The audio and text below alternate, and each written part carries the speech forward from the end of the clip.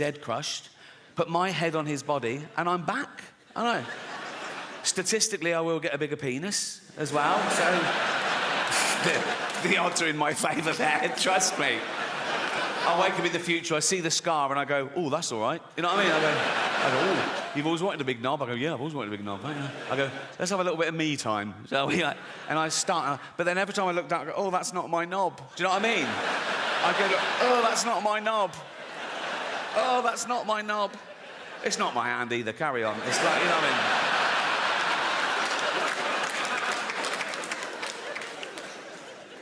I was doing an interview a while ago.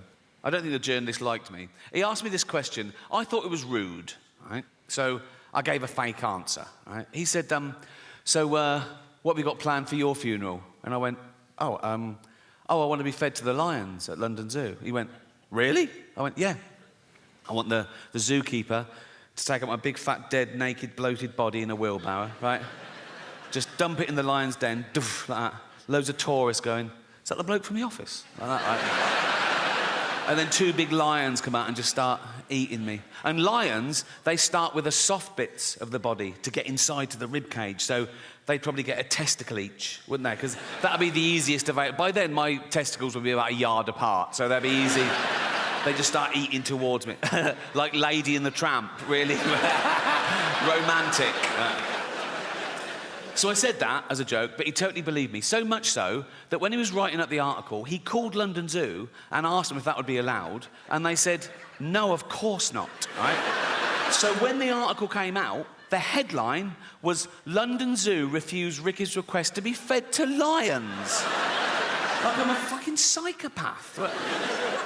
My point is, you can't worry about what happens after you die. Don't live your life, let someone else worry about it. You're dead, you've done your bit, right? I know some people who really are stressed about what happens after they die, some religious people, and they believe in heaven and hell and all that. So now they're getting a bit, oh, have I been good enough? I mean, great, heaven's great, but hell, God, what if I go to hell? And I go, there's no hell. It's made up to frighten kids. Like, my favourite horror film of all time is still the original Exorcist, right? First time I saw it on VHS, right? I was blown away. I watched it again straight away. I loved it, right? And there's a bit in that that's meant to be the really poignant bit.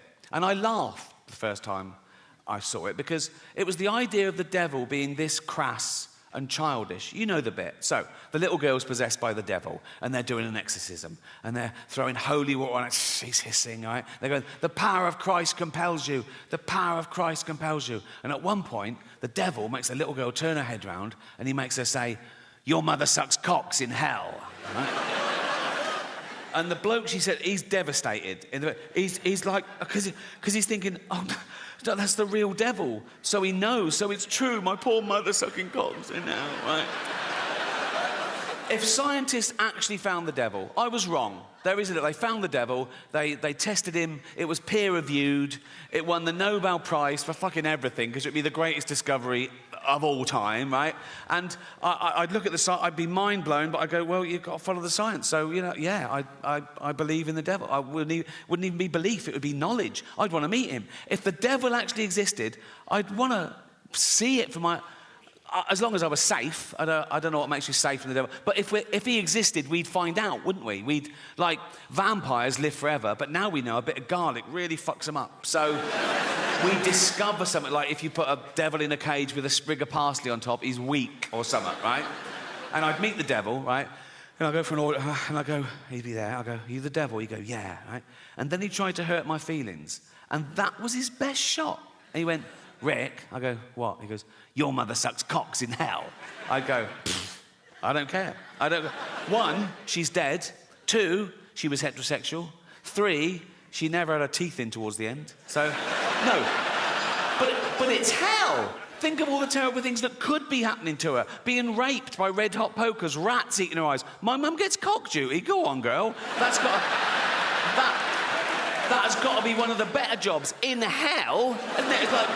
terrible job on earth. I've never sucked a cock in my life. I never will. But if I died and I'm in hell, right, tortured for eternity, I'd see the first cock, I'd go, I'm on this. Not a problem. Not a problem. I'd be looking around seeing people skinned alive. I'd chow down. I'd fucking... I'd be looking over the big man going, I'm doing a great job here, leave me on this. And then there's the devil with a clipboard looking a bit confused. No one's ever gone straight for the cock, but he goes, OK, carry on. I go, what if he then went, I mean, I did have you down for ironing. I go, fuck. I go,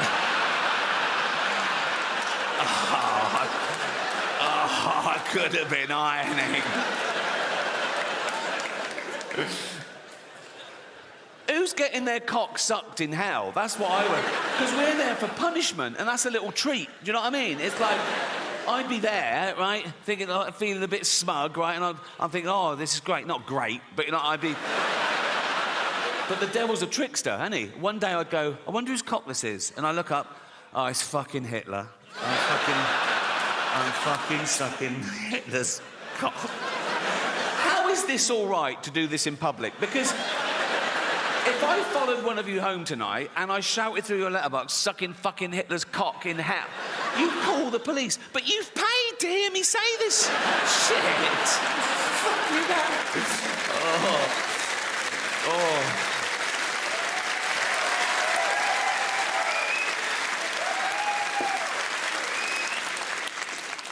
I'll tell you what's very popular in England at the moment, and in America, particularly California. Mental illness. Oh, it's taken off. It's taken off a trip. When I was at school, you were either thick or clever, normal or mental, right? Now there's like 1,000 new mentals, right? And it used to be a stigma. They go, I'm not mental. Now people go, I'm mental. You know what I mean? They want to, I'm mental.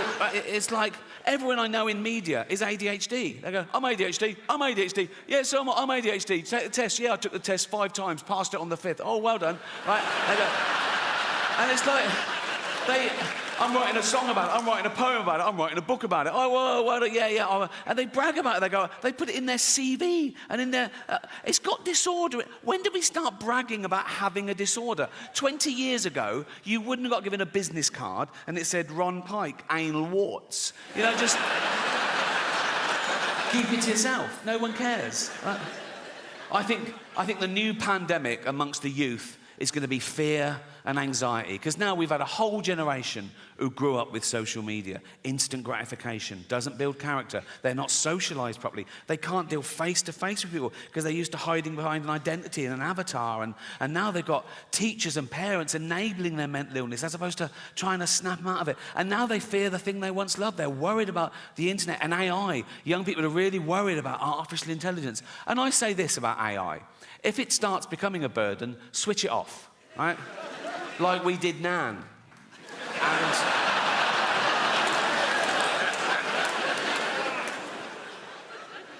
And another big fear amongst the youth is climate change. They're really worried about global warming. And I looked into it, and if the polar ice caps completely melt, the sea level will go up about 60 metres around the world. So all coastal areas will be affected a bit. But the real devastation, the real loss of life, will be in places like China and India. So relax. It's fine.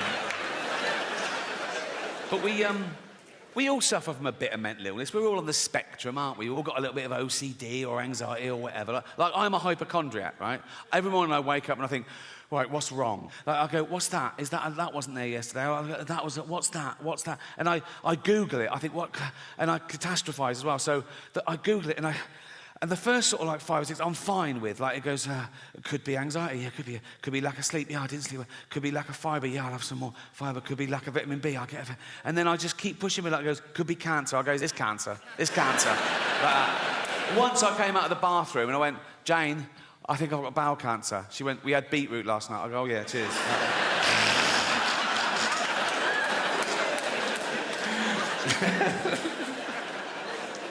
I want to end with a couple of true stories, if I may. As I said, I think this is my most honest and confessional show so far. So I want to talk about something I haven't talked about before, and that's to give you a glimpse behind the curtain of the Golden Globes. Right? And thank you. I last hosted the Golden Globes in 2020. It was the 5th time over a 10-year period, and I liked them more and more, and the last one was my favourite, because the world changed in that 10 years. You know, like the first time I hosted them in like 2010, the press of America, I hated me. Right? Who is this annoying Brit insulting the most important people on the planet? By the last time I hosted, they were like, yeah, go on, fuck them. Fuck them, right? Because ordinary people had got sick and tired of being lectured by these multi-millionaire, nothing wrong with that, these liberal elite entertainers telling them how to vote and how to recycle, when everyone knew they were getting free jet rides to Pedo Island. So it really hit the zeitgeist. But it was always the same deal. Whenever they said, do you want to host? I said, yeah, I'll host. I said, but I'm going to write all my own jokes, which is unheard of, apparently. I said, I'm going to write all my own jokes, and I'm not going to rehearse, so you can't hear the jokes beforehand, you can't cancel any. And they let me do that. I did have to show a lawyer the jokes about an hour before to make sure I hadn't broken any laws, and I never had, because I know the law. Sometimes the lawyer would go, are you sure you want to say that? Right? And I go, is it legal? They go, yep, technically. I go, let's do it. Right? I've never had a joke stopped by the Golden Globes. That says something about them, to be fair, right? So, anyway, thank you. This last time, they said, oh, you've got to see the lawyer the day before now. I went, OK, great. So I was driven to the Beverly Hills Centre, and they're all setting up, right? And the photos of the A-listers are all in their chairs. I go, oh, there's Brad, there's Leo, there's Bob, oh, this one. And this big guard showed me to this room, and he opened the door, and he shut it behind me. And I looked, and there were suddenly 10 lawyers in suits. It was usually like this middle-aged woman in a jumper, right? And I thought, what the fuck's happened? I think, oh, is it because it's my last time and they're just making sure I don't say anything? Right? And they were there, and I went, hi. They went, hi. I said, should I do the monologue? They went, please. Tough crowd. Right? So I had the monologue, right, and I was sort of going through. It was like 7 or 8 minutes long. So I was doing the jokes, and after each joke, I sort of looked up, and they were sort of going, making notes like that. A couple of the younger ones were going like that, right? And I got to the end, and I went, that's it. And they went, good. I went, oh, great. I went, yeah. And then the head lawyer, he was about 60 years old, he had like white hair. He went, oh, yes, there was one thing. Now, I did this joke, I don't know if you remember. It went, the world got to see James Corden as a fat pussy. He was also in the movie Cats, but no one saw that. And it goes on, at one point I go, but Dame Judi Dench said it was the role she was born to play because she loves nothing better than plonking herself down on the carpet, lifting her back leg and licking her own minge, right? So this lawyer went, he said, this is all true, by the way. He went, when you say James Corden is a fat pussy, that's just referring to his role in Cats, right? I went, yeah. Yeah, definitely. Nah. And he went, OK, great. I thought, this is easy. I wanted to go, call yourself a lawyer, right? And that was it. And I went, have a great show. And I left. And as I was leaving, I saw one of the other lawyers lean in and show this head lawyer his iPhone. And the head lawyer went, oh, yeah. He went, oh, sorry, Ricky, can you come back a minute?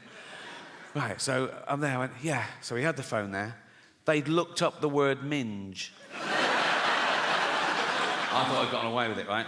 So it's now like I'm getting told off. And the head lawyer said, now it says here that the word minge is a derogatory term for female genitalia. I went, well, yeah, it's a slang word for vagina in England. You don't even use it here, do you? He went, no, we don't, but we got around the world, and with due diligence, now we know it's derogatory, we'll have to bleep that word live. I went, don't bleep the word, like, because people at home won't know what I've said. It'll ruin the... I said, it's literally the punchline. He said, if it's derogatory, I have to... I said, well, what word could I use that you wouldn't bleep? And he went, well, you could say vagina. I went, I'm not saying vagina, right? Anything funny about it. It's so clinical. I was thinking, Judi Dench at home going, why is he talking about my actual vagina, right? I said, minge isn't like that. It's like, it's not so specific, because vagina's so... Where's your vagina? There, right? Where's your minge? There. It's like... Then one of the younger lawyers went, what about box? I went, I'm not fucking saying box, mate, right? So much for looking at her own box, right? I said, minge is perfect. I said, people won't know what... If they're American, they won't know it. I said, it's not offensive. It's like... I said, kids use the word in England.